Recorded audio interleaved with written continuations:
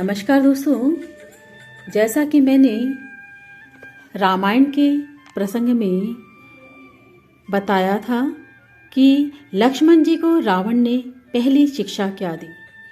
पहली शिक्षा दी थी कि गुरु का स्थान सर्वोच्च होता है और शिष्य का स्थान उनके चरणों में होता है और अहंकार से हम शिक्षा प्राप्त नहीं कर सकते। रावण जिसने कि अपनी बुद्धि से बल से सब कुछ पा लिया था, लेकिन अहंकार की वजह से सब कुछ खो दिया। यात्रा तो देखिए, कहाँ वो निर्धन असहाय विश्वा का पुत्र जिसने कुबेर की लंका में अपनी छोटी बहन के खाने के लिए 2 रोटी मांगने पर धक्के देकर बाहर निकाल दिया गया था, आज वही लंकापति बन बैठा। और लेकिन अभिमान के कारण अपनी ही लंका को उसने आग में धू धू जलता हुआ पाया। अपने बंधुओं को राम के बाण से मरते हुए देखा, अपने पुत्रों को अकाल मृत्यु मरते हुए देखा। तो सुनिएगा आगे लक्ष्मण जी को क्या शिक्षा दी रावण ने। राम का ही आशीर्वाद है कि मैं ये बातें आपके समक्ष साझा कर रही हूँ, यानी इस रामायण का प्रसंग आप सभी को बता रही हूँ। सत्कर्म क्या है? सत्कर्म यानी जो भी काम कल्याण कृपा करुणा की भावना से किया जाए। और दुष्कर्म क्या है? जिसमें इन तीनों का अभाव हो। कई बार रावण ने बताया कि कई बार मेरे मन में विचार आया कि मैं राम के चरण पकड़ लूं। ये बात वो लक्ष्मण जी से बता रहे हैं। रावण ने बताया कि कई बार मेरे मन में आया कि मैं राम के चरण पकड़ लूं और सीता को ससम्मान वापस लौटा दूं, लेकिन मेरा मन वही जो सत्कर्मों को टालता रहता है, वही मन जो आज नहीं कल कर लेंगे, कल नहीं फिर कभी कर लेंगे, उस दिन मेरे जीवन में पश्चाताप का वो कल, प्रायश्चित का पल कभी नहीं आया। महारानी मंदोदरी ने लाख समझाया था मुझे, कहा था कि श्री राम को उनकी पत्नी वापस लौटा दो, पर मैंने सुना ही नहीं। और वो विभीषण ने भी मेरे चरण पकड़कर याचना की थी कि अपने महत्वाकांक्षा को अग्निकुंड में डालकर लंका का दहन मत करो भाई, पर मैंने नहीं सुना। सुनी तो किसकी? अपनी बहन सुपर्णखा की, जिसने मुझे अनुचित प्रतिशोध के लिए उकसाया और सीता को लंका की पटरानी बनाने का प्रलोभन मेरे दिमाग में लाई।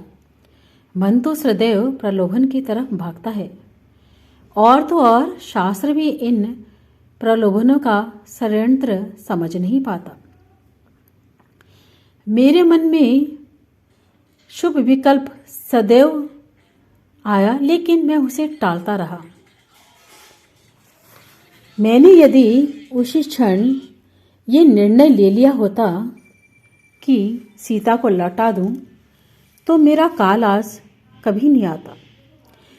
तो लक्ष्मण इसीलिए कहते हैं कि काल करे सो आज कर, आज करे सो अब, पल में प्रलय होएगी, बहुरी करेगा कब। किसी को भी कमजोर कभी मत समझना, और किसी को ये न समझना कि वो तो कमजोर है, मेरे आगे टिकेगा ही नहीं। यानी अपने शत्रुओं को कभी भी कमजोर मत समझना। जो गलती मैंने की थी, मैंने कहा कौन राम? वही बनवासी जो जंगल जंगल मारा फिर रहा है, वह अयोध्या का राजकुमार जिसके पास न घर है न घाट, न कभी हाथी घोड़े न राजपाट। वो तुच्छ मनुष्य दशानंद का क्या सामना करेगा? दशानंद जो इंद्र का सिंहासन जीत चुका है। दशानंद साधारण मनुष्य से क्या टकराएगा? लेकिन हुआ क्या? असंभव संभव हो गया। वो साधारण मनुष्य आज विजय तिलक लगाकर सूर्य को अर्घ्य दे रहा है, और इस महाशूरवीर का सूर्य अस्त हो रहा है। ये क्यों हुआ? क्योंकि मैंने शत्रु को कमज़ोर समझने की भूल की। और ये भूल मैंने एक बार नहीं, दो बार नहीं, कई बार की।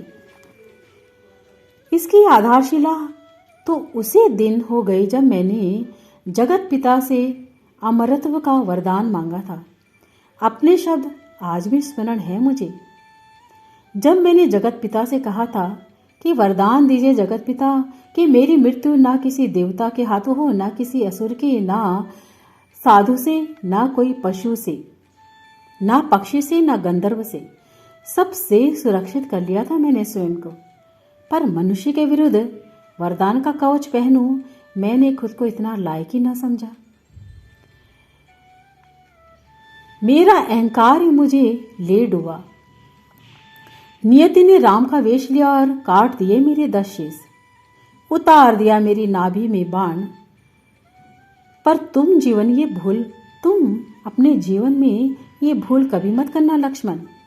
स्मरण रहे, तिनके को तीर, कर्ण को पर्वत बनते देर नहीं लगती।